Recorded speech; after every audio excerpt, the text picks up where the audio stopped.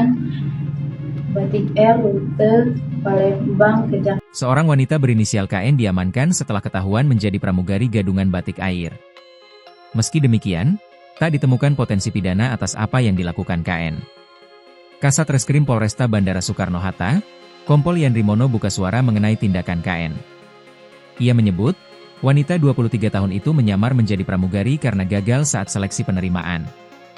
Seragam pramugari serta atribut dibeli secara online agar keluarga menganggapnya telah bekerja sebagai pramugari. KN diamankan setelah kru di dalam pesawat merasa curiga dengan penampilannya yang mengenakan seragam pramugari. Dirinya bahkan menunjukkan kartu identitas pramugari. Namun saat ditanya, jawabannya ngawur tak sesuai dengan standar pramugari. Namun, ketika berada di dalam pesawat dan ditanya oleh kru aktif, jawabannya ngawur dan tidak sinkron dengan standar pramugari, bebernya.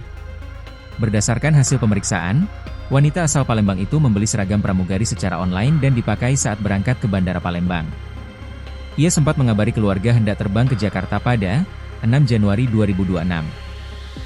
Lantaran waktu tidak cukup untuk berganti pakaian, KN masuk ke pesawat mengenakan seragam pramugari. Jadi kalau pengakuannya dia sebenarnya setelah sampai bandara di Palembang itu dia mau ganti. Namun karena waktunya mepet sehingga dia naik pakai seragam itu ke pesawat sampai ke Bandara Soekarno-Hatta. Lanjutnya. Atas insiden tersebut, KN mengakui perbuatannya dan meminta maaf.